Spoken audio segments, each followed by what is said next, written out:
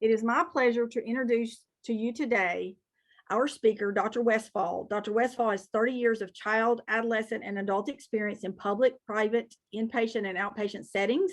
He is currently serving as president owner of Westfall Psychiatric Services in Birmingham. Please type any questions you have during the presentation into the Q&A box for Dr. Westfall to answer at the end of his presentation. Dr. Westfall, the mic is now yours. Thank you. Welcome, everybody. Thanks for joining us today. I'm going to try to make this an engaging talk over the internet. I'm going to ask for questions as we go through. If you have questions, please go to the Q&A, ask your question.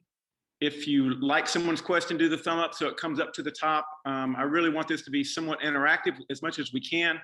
When it's in person, I'm very interactive, always asking questions. So try to help me do that even online, and I think it'll make it more engaging for everybody. All right, today we're going to talk about two concepts, two different concepts. One is boundaries, the other is motivational interviewing, both of which are extremely important when it comes to treating someone with substance use disorders. And so I want to start with some polling questions. Let's see if yep, there we go. Poll question number 1. Oops, let me go back.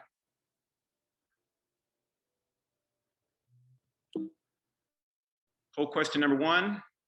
I'm having trouble seeing it. I have patients or clients whose substance misuse negatively affects treatment. Click true or false. Please, everyone, click true or false. The quicker you respond, the quicker we can get to the answer, and we'll move on through the talk. I'm going to give you just a second to pick your true or false.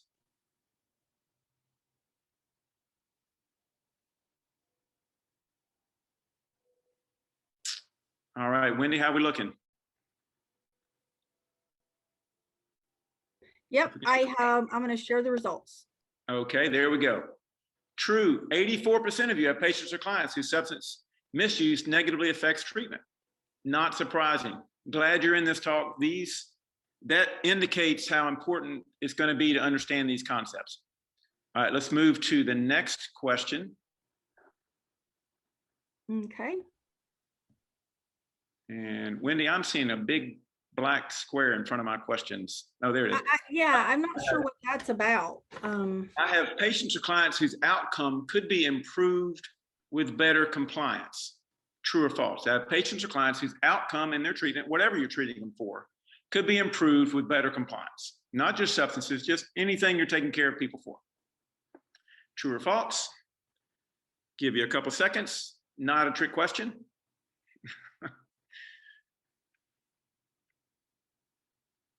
Wendy, whenever it looks like we got enough, just give me an answer. 98%. Pretty impressive numbers there. So 2%, that's pretty interesting. You have great compliance with all your patients. That says a lot about you. But the majority of people obviously have people who could have improved outcomes with better compliance. All right. Next and last of the 3 poll questions. Let's see if it comes up. I am at times frustrated by my inability to change patients, clients' behaviors regarding their care.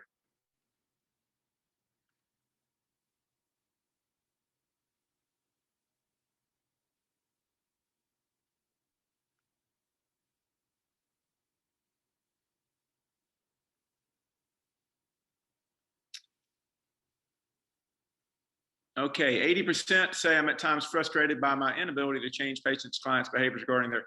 So we all experience this, at least 8 out of 10 experience frustration at times with trying to change a patient's behavior regarding their care.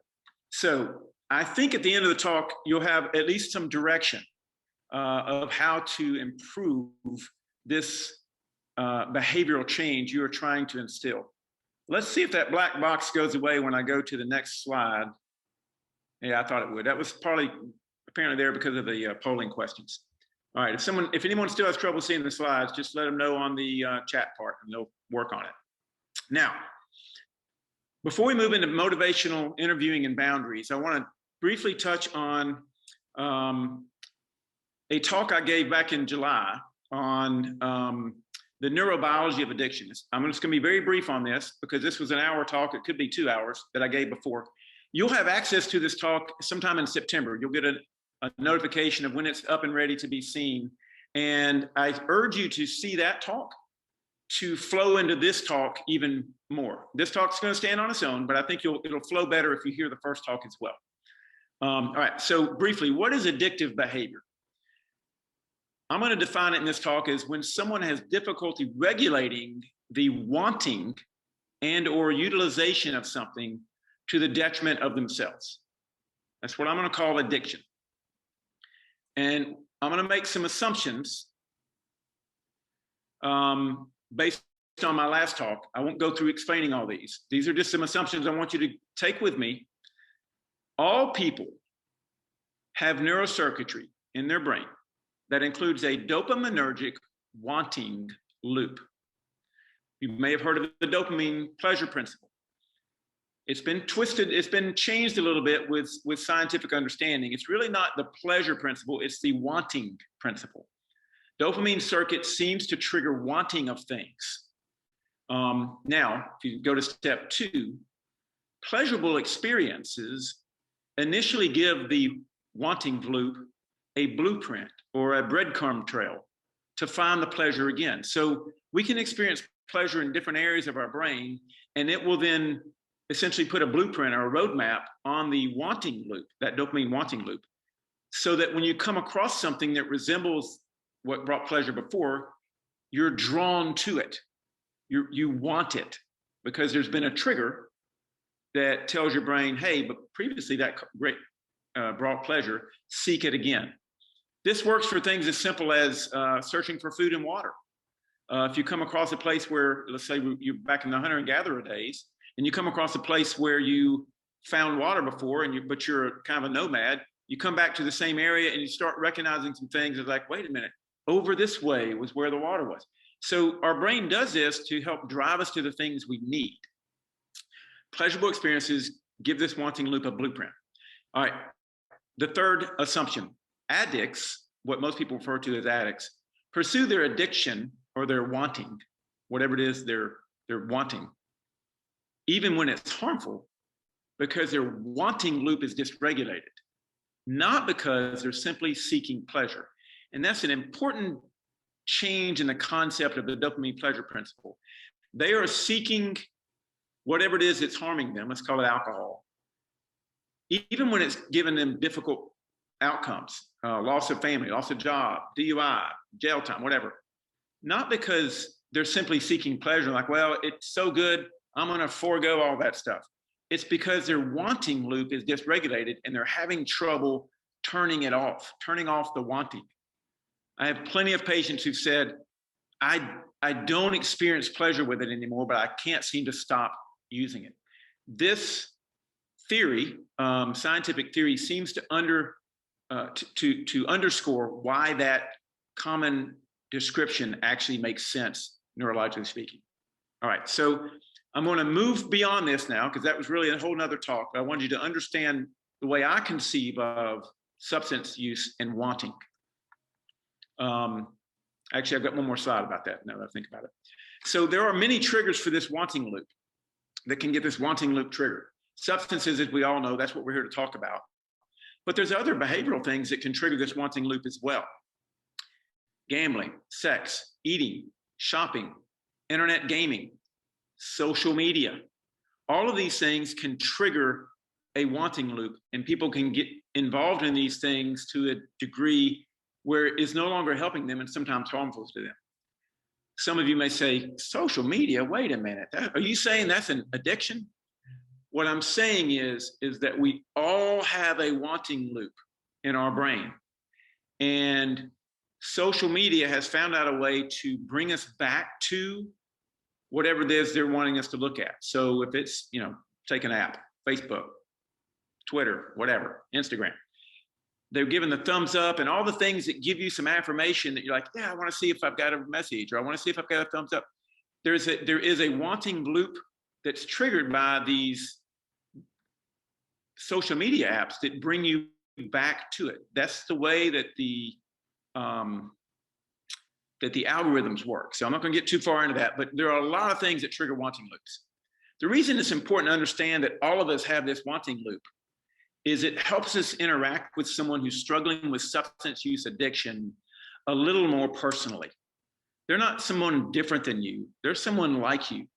They may happen to have a dysregulation of their wanting that maybe you don't struggle with when it comes to alcohol or opiates or whatever the substance is. But we all have wanting loops, and we all occasionally use things or do things more than we probably would want to. And so it gives you a level of empathy for the patients with whom you're trying to help, which is going to be, you're going to find out that's going to be very important in helping people move through their treatment. All right, now moving on. Let's see if I can move this. There we go. So this wanting loop, it's as if you are pulled without walking up a stair step, pulled up the stair step. That's how powerful this wanting loop is. You go to these things with some level of compulsion. Obviously, you have a brain. You can tell yourself, talk to yourself about how you don't want to do that, which is exactly where therapy comes in. But at the core level, there is a want that you have to work against. All right. I'm going to move on. Next slide. There we go. Any questions about this part? First of 3 parts of this talk. Any questions about this part?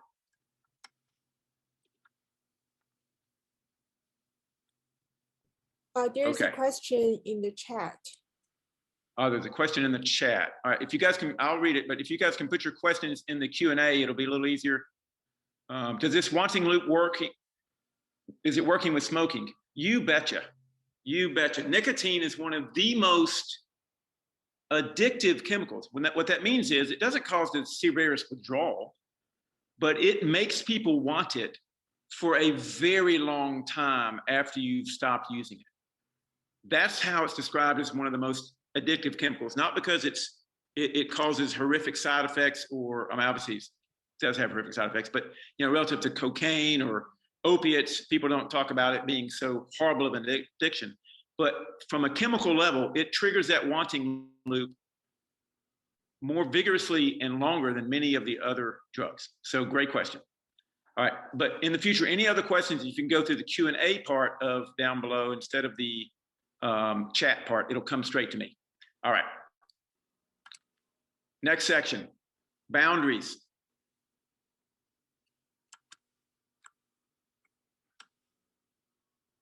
All right. We're going to work on a concept of boundaries for the next 15 minutes, and then we're going to move to the last part, motivational interview. So boundaries, very, very important concept when it comes to treating people with wanting dysregulation. I like the term wanting dysregulation more than addiction because it doesn't seem to have all the judgment that goes along with addiction. But that's what I'm talking about when I say wanting dysregulation. All right. I'm going to read, by the way, the next segment on boundaries comes from a lot of different books on boundaries that I've covered. As far as a psychiatrist goes, we talk about boundaries all the time. One book in particular I'm going to reference is a book called Boundaries by Townsend and Cloud. It's been around 20 years. I like some of their concepts about boundaries in here. It's in the references if you like to find it, but Boundaries by Cloud and Townsend, been around for 20 plus years. Word of caveat though, of caution, or just information. I love the concept they give. I'm going to share today. It also is very heavy from it's very Christian based, Bible verse based, which I treat people from all faiths and all parts of the world, well, all parts of the US. And so it can sometimes not be appropriate for someone who doesn't have that faith. But I've had people who didn't even have that faith that I said, look, listen to the concept of boundaries. And if you need to put the Bible quotes on the side, that's fine. It's a great concept of what boundaries are. So you got to read through it. I'm not, if someone's Christian, they'll be all in it. But either way, it's a good boundaries book. All right. So developing a cognitive concept of boundaries allows us to be more intentional about how we interact with everything within and outside of ourselves. So if we think of ourselves as having a wrench, if we live on this ranch, let me go with next slide. There are certain things that exist in and of ourselves, just us, things that we and only we have control over. We exist as individuals on this ranch. Our ranch exists in a world with many external objects and people out here. Everything outside of you, okay, is off your ranch. And there's an invisible boundary. Now, I've drawn one. I tend to do this, a literal physical drawing. People really seem to get it, so I encourage you to do it with whoever you're working with. There's an invisible boundary between us and everything outside of us.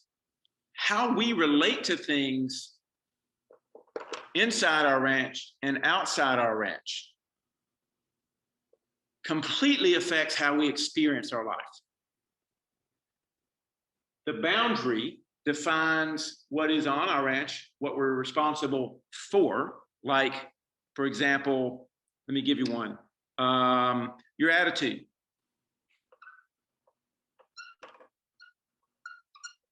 We're responsible for our attitude. I don't know if you can see that or not, but I just wrote up there, attitude is in our ranch. There are many things that are on our ranch, and I'd like you, if you can, in the Q&A, we have about 60, 70 people listening, so instead of getting 70 responses, I'm going to break it down to some alphabet ranges. If your last name is between A and D, give me one example of something you think would be on our ranch. What are we responsible for?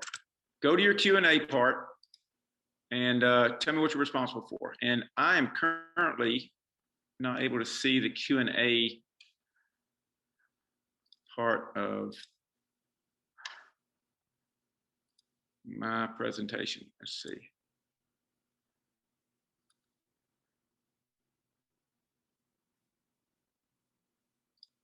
There we go. Okay, I got three. Let's see.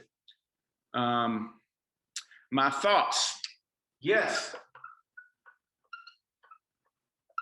We're in control of our thoughts. Sometimes people have a condition that affects their thoughts, like schizophrenia. They hear things that actually aren't out there. But in general, yes, you're responsible for your thoughts. Your behavior is another one. Great, behavior. How you behave is something we're responsible for.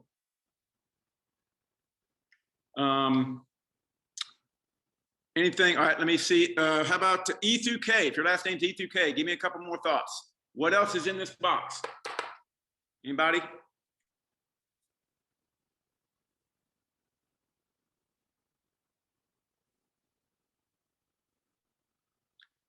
Behavior, thoughts, feelings, my responses. Yes, what you do. If someone's not nice to you in the checkout line, you're responsible. You control how you respond. You don't control how they treat you. You control how you respond. Great, great example. My communication, beautiful. How I choose to communicate to other people is in my control. I don't control how they communicate to me. I communicate how I control to them. My beliefs, great, another one. You guys are kicking it. All right.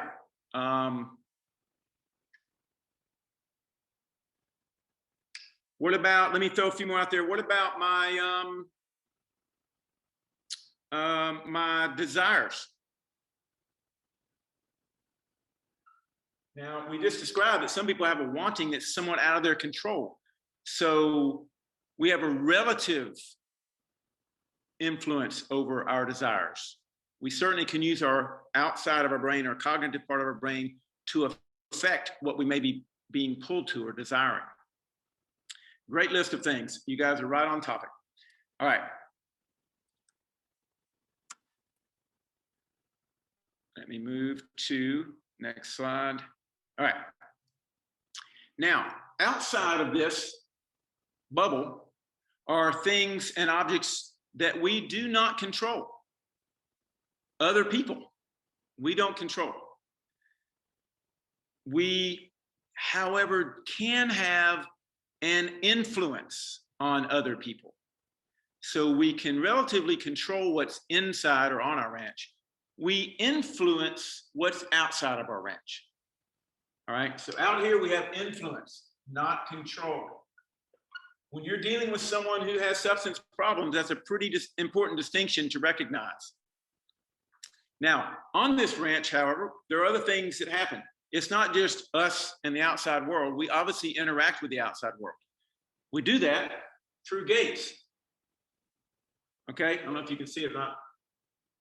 But essentially break a wall in the boundary, we have gates. We are in charge of opening or closing the gates on our ranch, okay? If I want to bring someone into my life, I open a gate. I bring them in, say, onto my ranch, maybe to help me with something. Maybe I need help with my taxes. So I'm gonna bring in an accountant onto my ranch to help me with my taxes. Maybe I need help sharing my life with someone. So I invite someone on our ranch and they become my spouse, okay? We're inviting them on our ranch. They don't actually live there, but they've been asked to come in and perform some type of function. We have the ability to ask them to leave our ranch as well, if it's not going so well for us or for them. So we do interact with people. People visit us on our ranch in certain ways. Your patients are essentially asking you to join their ranch when they come to see you about a problem. They're saying, they're opening a gate and saying, hey, can you come in and help me with this? Very important to understand when people are inviting you, when you get invited to someone's ranch, you have to understand, what is it you actually want me to do? What is it you're asking me to do on your ranch? Because you may assume they asked you for one reason, but they may have assumed you're coming on the ranch for something else. And if there's a mismatch on why you're there, you're not gonna have a successful encounter. So early on, it's important to ask questions that explain that the person's ranch you're going on to, let them explain what they're asking of you. You can then clarify, oh, I can't do that, but I can do this. Do you want that? So you want to have a conversation with them about why you're being asked to be on the ranch. Now, in addition to opening gates, we can also close gates. Sometimes people close gates to things that are helpful. They ask for you not to have help. They need help with maybe their substances are out of control and they don't ask your help. If they don't open the gate, you probably aren't gonna be able to help them. And we can have this conversation with them about drawing this on there, and I'll say, look, here's the things you're responsible for. And one of the things is opening the gate to let people help you, but you seem to be closing the gate. I wonder why that is. Or if they've opened the gate to people who come on their ranch and are unhelpful, maybe they're facilitating their misuse of substances, that's another conversation to have with them. So once you draw the ranch for them and start putting what's inside, you can help them see that they have control over certain things. And so when you're trying to help them, you don't just ram through the gate and say, I'm here to help. You knock on the door and say, I'd like to help, but you're not opening the door. I wonder why that is. And you question with them, why wouldn't you want help? It helps the person recognize that they're actually physically closing down the gate, helps them evaluate their own behavior, which is the best way to help them begin on changing their behavior. They have to be aware of what they're doing first. And so using this boundaries concept can really help people get a physical mindset of what they're doing in life and how they're navigating their life. All right. So as we move on to a little bit more on boundaries, how do boundaries help an individual relate to an addictive trigger? So let's say you've got someone that's come to you and they've asked you to join them on the ranch to help with their substance problem. So once on the ranch, you can say, well, listen, I'm going to teach you about this concept of this wanting loop that I've explained to you. I strongly encourage you to watch the video when it comes out in September, because it really will help give you a message to your patients that is non-judging, helps them understand how their brain works. I'm very much about educating people about their conditions. Let me give a little tangent here. If you were treating someone with diabetes, okay, diabetes is a problem with blood sugar regulation. There's a pancreas that's involved. There's a lot of receptors in the body that are resolved. It's quite complex, but it's about blood sugar regulation. We all have a pancreas. We all have to regulate our blood sugar, but some people's regulator is somewhat dysregulated and they have trouble regulating their sugar. Great analogy to the substance use problem. Everyone has a wanting loop. It's regulated, but some people's wanting loop is a little unregulated when it comes to certain things, whether it's a substance or a behavior. And so you can, just like you would help the person with diabetes without judgment, you can help the person with wanting loop dysregulation without judgment. You can help them understand that this is something we all have, but your regulator is not as online with this as others. And that's why it's causing you problems. And here are the symptoms of that, just like you talk with someone with symptoms of diabetes. As part of that, you want to educate them about their condition. And that's what I encourage you to do. And that's what the previous talk I gave, I think will help give you some words to that. So if we're trying to help someone with who has a addictive trigger, once they come in to see us and we talked about the boundaries, and we talk about this concept of wanting, now we can educate them. There are certain triggers outside of your boundaries that can allow substances on your ranch. If we help them understand that the substance is also out here, put alcohol out here, it's not part of their ranch. They're letting it come in. They've got a door and they're letting it in. Now, some people let alcohol in and no problem. They have one drink every few days and maybe wine with dinner, and they let alcohol on the ranch and there's no problem. But other people let alcohol on the ranch and it's a nightmare. With this concept, you can help the person who has a nightmare not feel like they're lesser than. You can help them understand that, look, you have a dysregulation that's on your ranch. It's part of the way your brain's made. It's not your fault. You're not a bad person, but it's something that's going on, just like the person with diabetes. This is what you've got. This is in your ranch. You've got to figure out how to navigate life with this wanting dysregulation for alcohol or opiates or gambling, whatever it is. So we're going to help you with that, but you're going to have to recognize that the triggers for that and that substance out here, whether it's alcohol or gambling or whatever, is outside of you. It doesn't belong on your ranch. Because of the dysregulation, you've got to shut the gates for that. And you can empathize with them and help them understand that, yes, it may not seem fair. Just like someone with diabetes, it's not fair that someone with type 1 diabetes is born with that dysregulation and can't eat a donut without having elevation of blood sugar. No, that's not fair, but it is reality. So this concept helps you empathize with them that no, it's not fair, but it also is reality. And we've got to help you live the best life, have the best ranch you can have by understanding that these triggers and things are external to you. What this does is now, if you can conceptualize this, the patient's on a ranch, they've invited you on the ranch, you are putting the substances and the triggers off the ranch. So it forms you and the patient as a team, working as a team to battle these things out here, as opposed to being on the outside of the ranch as the provider, this person being on the ranch, alcohol being on the ranch, triggers being on the ranch, and we're saying, you're an addict, you got problems, go get help. It's not nearly the same feeling, okay, as getting on the ranch with them and saying, wow, these things are out here. What can we do together to help you put a block on these gates so that they're not coming in and disrupting your life? It takes a while to get there. You can't just do that first visit. But with these concepts moving forward, you can have an amazing effect on people's lives when it comes to their wanting dysregulation for whatever it is. All right, next slide. Let's see what it is. Let me see how much time I got. All right, real briefly. 3 words that I think cause people some problems. especially when we're talking about substances. They're like, people talk about control, accountability, responsibility.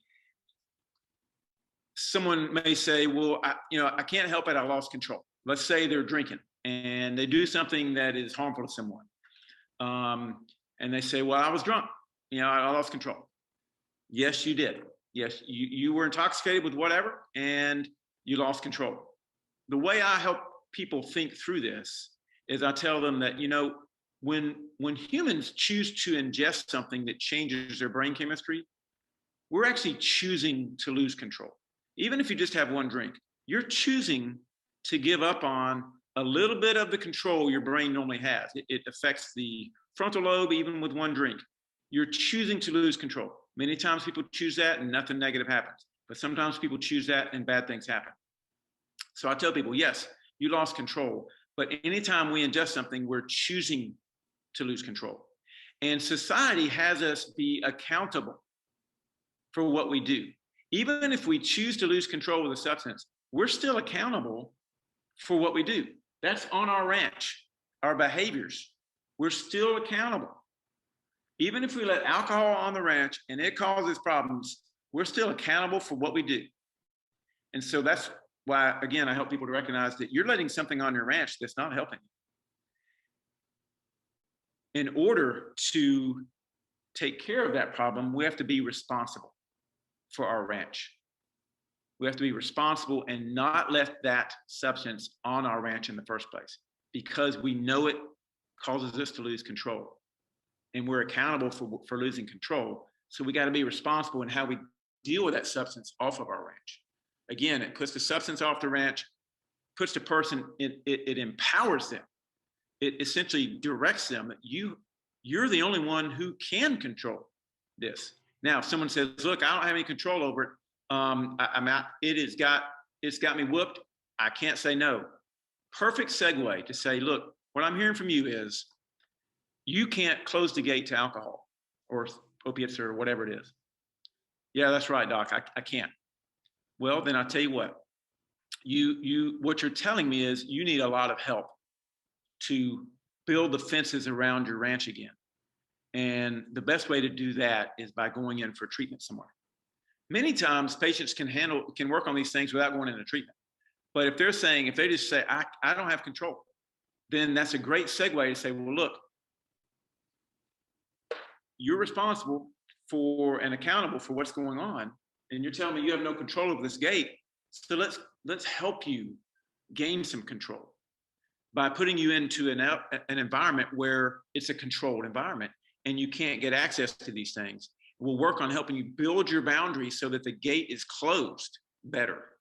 And then we can keep working on this as an outpatient once you leave that facility. Because as you know, if you've dealt with anyone with substance issues, going in the hospital is not curative. It's just the first step. But sometimes it's necessary to get them to the next step. All right.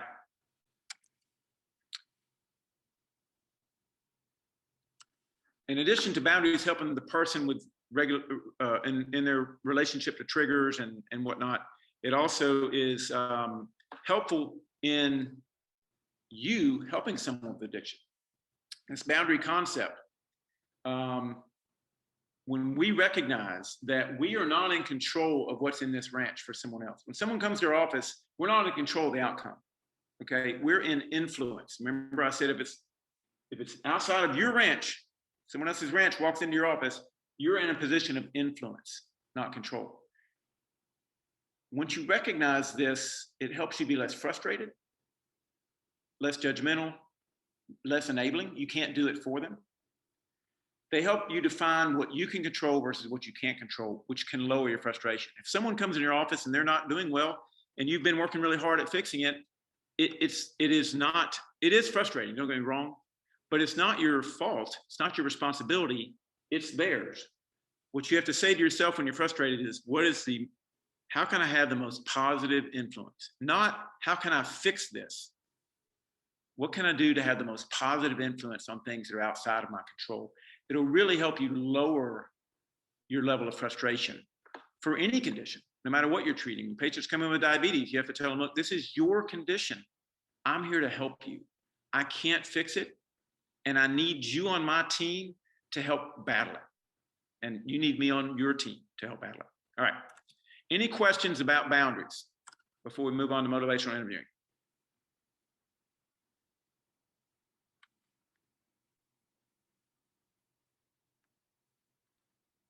I had a previous question, jump back to so the wanting loop is the same as the physical allergy coupled with the mental obsession.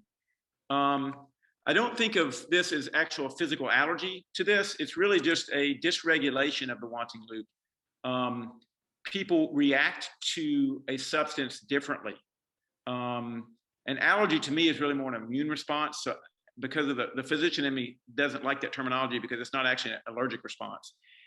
It is a different response to the substance than someone else who maybe doesn't have that wanting loop triggered. But it's really a neurological problem, not an immune system problem. All right. So no more questions on that. I'm going to move to motivational interviewing. Starting with a quote. If you treat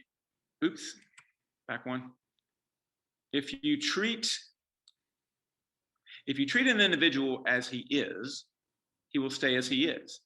But if you treat him as if he were what he ought to be and could be, he will become what he ought to be and could be. This again gets back to how we interact with people who are struggling with any type of wanting dysregulation. You have to, first of all, elevate them to your level. They're not below you. We're all humans. We're all individuals. We all have a wanting loop. They may have one subset of it that's dysregulated. Sometimes people have it just for one substances. Other substances don't give them a problem. Sometimes people have it just for eating. It had nothing to do with substances at all. We're all humans. We all have this wanting loop, and some people it's just a little dysregulated. So treat them as though the way you want to be treated. Help treat them as someone who can take control of this condition, and they're more likely to take control of it. If you talk to them about as if there's someone who is out of control and you're demeaning, then they're going to feel demeaned. Okay? All right. Next slide. Let's see. Okay. Motivational interviewing. Essentially, what is it? Motivational interviewing, it's been around for 20 or 30 years. There's a book I'm going to reference on it as well. Motivational interviewing by Miller and Rolnick, Rollnick. It's a textbook. It's a great book that I recommend you read for life. It's not just for helping people who have substance issues. It's about motivating people for all sorts of things. If you're a provider of some sort, people are coming to you to get help with something. And this is the way to have conversations with people so that you can help them create change within themselves. Again, back to the boundaries. We don't control people, we influence them. All right? So motivational interviewing is about conversations for change. All right, let me get organized here. Where's my slide? Oh yeah, I got a movie, that's right. Figure out how to play that. Here we go. All right, watch this movie for me.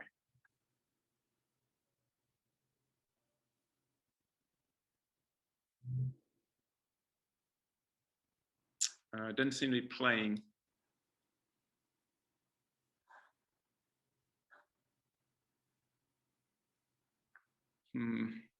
Maybe try to stop it and start it again because they were tested and they should work. Okay, there we go.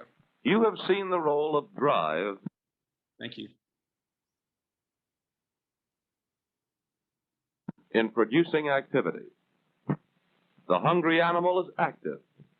The satiated one is not.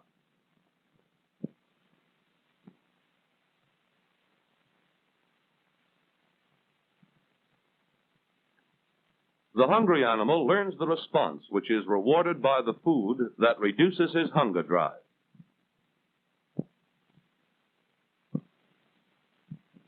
The satiated animal is inactive.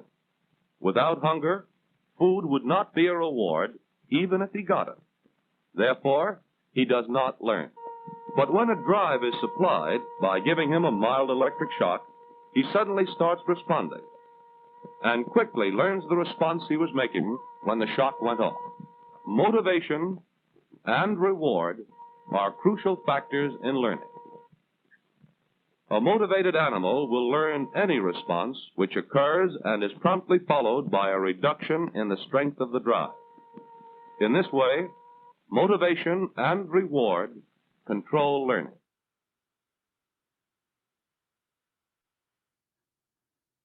All right. So that video, it's from the 50s. It's just some of the early research on motivation and reward circuitry, which is that dopamine wanting loop I mentioned.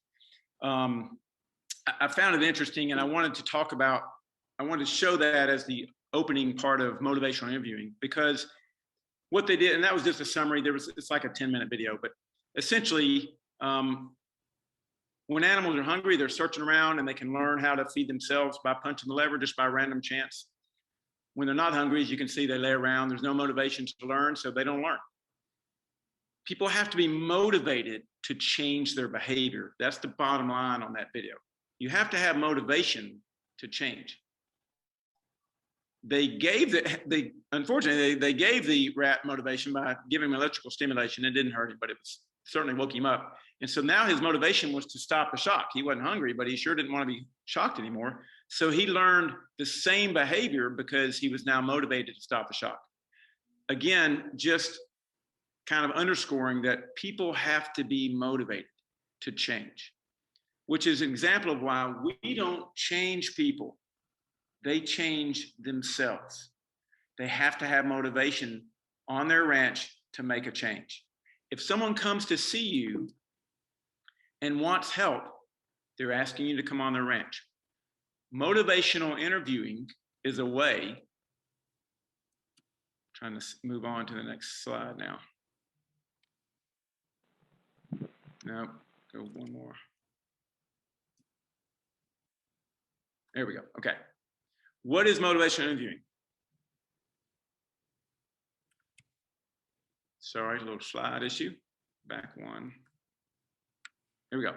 It's a collaborative, conversational style for strengthening a person's own motivation and commitment to change. Its goal is to evoke or bring out a person's ambivalence about change. It brings out and explores person's own reasons for change within an atmosphere of acceptance and compassion. So essentially, it's a conversation to help the person recognize their ambivalence about change and then talk about it and find their own motivations for change, okay? It's a complex topic, to master it. We're going to cover some of the book. The book's like 30 chapters. I'm going to cover the first 3 just to summarize that kind of the intro to it. Today's conversation is really an introduction to these topics. I strongly encourage you to look into them both at more depth. It's taken me years to really, feel like I'm good at them. You'll learn from reading the book that some of the stuff you're already doing as a provider. Oh yeah, that makes sense. I'm already doing that. I see why that works now. All right, let's talk about, chapter 1 talks about conversations about change. Analyzing how we have conversations. There's a continuum of conversational styles when we're talking with someone. Often when we're a provider, someone walks into our office, let's say they've got a cough, they come to see a primary care doctor. Hey, I've got a cough, what should I do? That conversational style is very directive on the first line. It's very directive. They're like wanting direction. I have a cough, you're the expert, tell me what I should do. Goes pretty well usually. Here's what you should do. The person's very motivated for change because there's something that they want to get rid of. They're coming in asking for direction. You're the directive person, you've got the pill, whatever, antibiotic, you give it to them, good to go. That's the directive interaction style. Let's go to the other extreme of that, the following style of conversation. That following style of conversation is more like maybe what a detective would do when he's trying to understand what happened at a scene. What did you see? Okay, and now what did you see? They're trying to get all the perspectives and gather all the data so they can figure out what's going on. It's a very following type of conversational style. Guiding is the one that we're talking about when it comes to motivational conversations. It's not directive. It's not just sitting there following someone tell a story. It's more like dancing, and you're the lead. Okay, they have to agree to dance with you, and you're the lead. You kind of know the dance, but they've got to be taught the dance to get any better. So they're going to have to take ownership over learning the dance themselves as well. But you're there to kind of guide them. Okay, it's not wrestling to the ground. Okay, it's not a wrestling match. It's a dance with you and the person coming for help. You're not trying to pin them down and say, this is what I told you to do. You should have done this. That's too directive. If you want to engage someone in personal change, it needs to be more of a guiding conversation. All right. A couple of things about conversational change as well. As the fixers, which many of us in the helping professions are, we like to fix stuff. We have to avoid what's called the righting reflex. In other words, when we see something wrong, we try to fix it. Like a picture on the wall that's crooked. I'll go up and let me fix that one. Even if it's not my picture, I have a need to fix things. During a conversation about change, you want to avoid the feeling of this need to convince or persuade someone. You want them to be invited into the ranch. You're not trying to run through the door and tell them, here's what you need to do. You want to be invited in, okay? And if you can avoid the writing reflex as you're hearing stuff that's clearly not working for them, you're like, how can they not see that that's not a good answer? You don't want to correct them early on or ever, really. You want to help them see how their choices are causing problems for themselves, and then help them find solutions to get out. That is what will carry them through.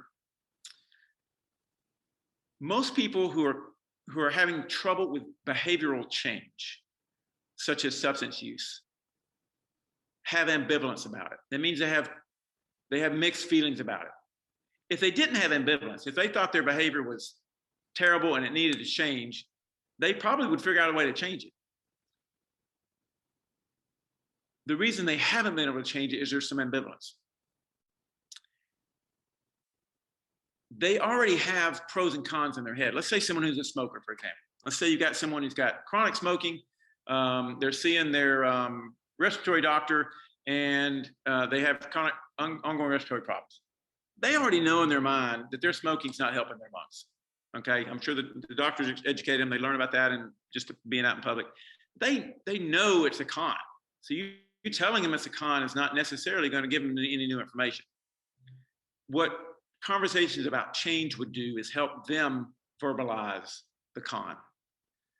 And we'll get into how to do that, and you may need to study how to do that, but the purpose of the conversation is not to point out the problem, it's to help guide them to pointing out the problem for themselves. That's the bottom line of what conversations about change are. All right, next, chapter 2. So the spirit of this motivational interviewing style has 4 pieces to it. It's done in partnership. As I said, it's like a dance. You do it with someone, not to someone. There's a spirit of acceptance. You're trying to accept them for who they are. They have absolute worth. You're trying to express empathy, accurate empathy. You're trying to support their own autonomy to figure this out for themselves. They're on their ranch. They got to figure this out, trying to support their ability to do that. And it's also a way of accepting people is to affirm what they're doing right. If someone's struggling with substances and shows back up in your office, even though they've relapsed, they showed up in your office. Affirm, affirm, affirm, affirm. Sounds like you're having you're telling me you've had a tough week with relapse. But I'll tell you what, you're persistent because you're back here in the office. That is acceptance. That they're struggling with something, you're affirming them for who they are. That's going to lead to more conversation as opposed to a judgmental statement. Another aspect of spirit of motivational interviewing is compassion. It's simply, in this terminology, is the wish to see others free from suffering. You're not in control of it. You can't free them from suffering, but you have a wish that they were free. You have compassion for them that they're suffering. And the last aspect of the spirit of motivational interviewing is this evoking phenomenon. You're trying to evoke from them motivations and ambivalence or conflict. You're not trying to install what's missing. You're trying to bring out their own ambivalence, their strengths, their motivations. That's going to create long-lasting change. All right. And we move to chapter 3. They're going to talk about the actual method. And again, the book has like 20 chapters, so this is just the beginning part. But if I can go to the next slide, the method has 4 pieces: engaging, focusing, evoking, and planning. Engaging, well, let me back up. As you can see, these things are stacked up on top of one another. You don't go from engaging and then focusing, evoking, and planning. You're engaging throughout the whole course of this interaction, however long it is. One encounter or 200 encounters, you're always working on engaging. Then once you've engaged them, you can help them work on focusing. Once you've worked on focusing, you can work on evoking. Focusing means, what are the goals? Why are you here? Evoking is in evoking their motivations, their ambivalence. And then once they've displayed that, then you work on planning. But you may have to come back to focusing during the planning stage, or come back to the evoking during planning stage. You don't finish one and start the next. They stack up on top of each other.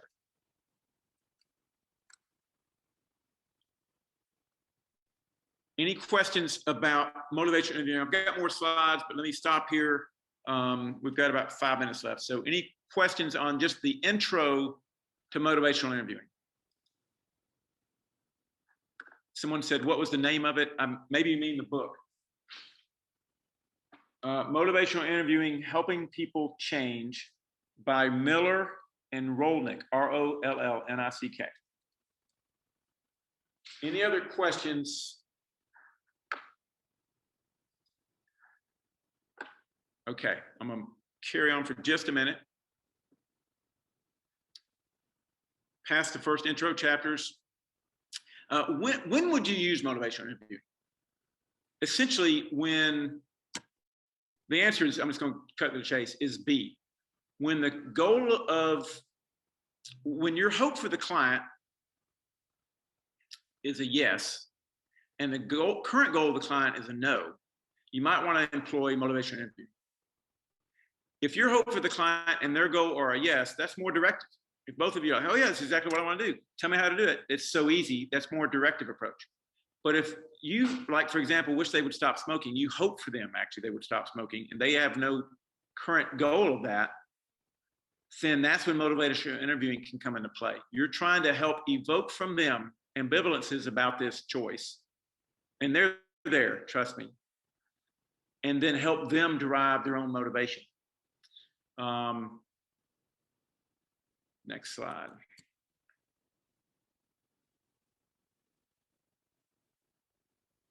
All right, some of the basic skills required for motivational interviewing, summed up by the acronym OARS. OARS. Next slide.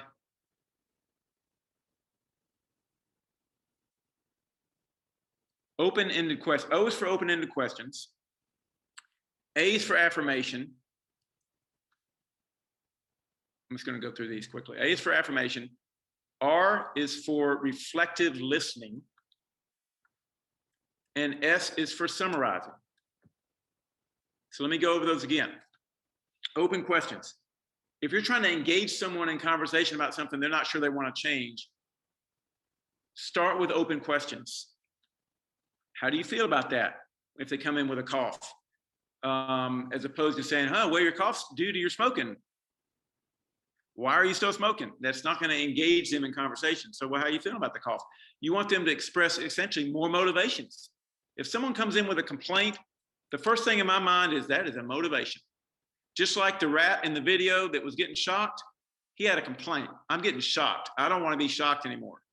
If someone complains of something, they're demonstrating a potential motivation, especially if it's a complaint about their own symptoms. So you want to open-ended question, bring out more complaints about their symptoms. So you can then help them say, you're bringing up these symptoms, and how you feel about that, they're going to be frustrated and say, I understand your frustration with that. And then you can move them gradually over to the connection with, we've talked before about the smoking in your lungs. Seems like you're ambivalent about that. So I'm not judging. I'm just saying it seems like I'm seeing some ambivalence. Yeah, I know. I want to quit, but this. The yes, but is a great example of ambivalence about something. This, yeah, but this. You want to evoke more conversations about that, so you can help find the motivations for them that can move them towards a desire to change. So essentially, once you engage in this conversation, you would then focus on the goal. Well, would you like me to help you with that? Is there some? What would you like me to do with regards to your smoking? If someone comes in with all these complaints about, their physical condition, you're trying to focus on what would you like me to do. Then you can, if they give you an answer, you can start working with that and say, well, I can't do that, but I can do this. Would that be interesting to you? You work on focusing on a common goal. Once you focused on the common goal, you then bring out more of their ambivalence about this change. Once you've brought out more ambivalence about the change, you can work on planning one little change at a time. You can pick one aspect of what they're complaining about and say, well, I'll tell you what, maybe we can try this. Would that be something you'd be interested in? It's really this give and take. It's like guiding the dance. You're not telling them what to do. You're giving them the responsibility of how to do it. Of what to do.